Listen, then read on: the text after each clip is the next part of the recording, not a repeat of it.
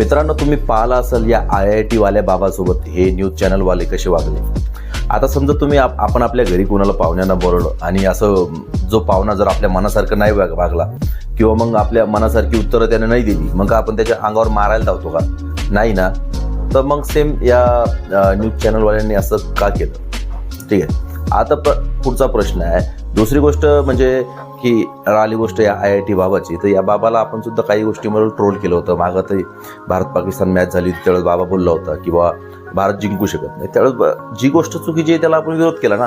पण अशा प्रकारे एका पाहुण्याला किंवा एका गेस्टला आपल्या इथं बोलवून त्याची बेइज्जती करणे किंवा त्याच्या अंगावर मारायला धावणे, हे तो व्यक्ती शिकलेला आहे बरं का, हुशार आहे.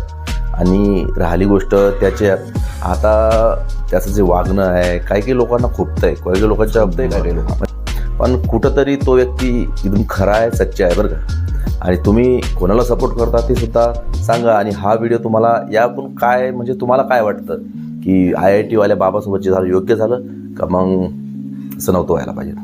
बघा, विचार करा आणि हो, सावधान राहा तुम्ही सुद्धा.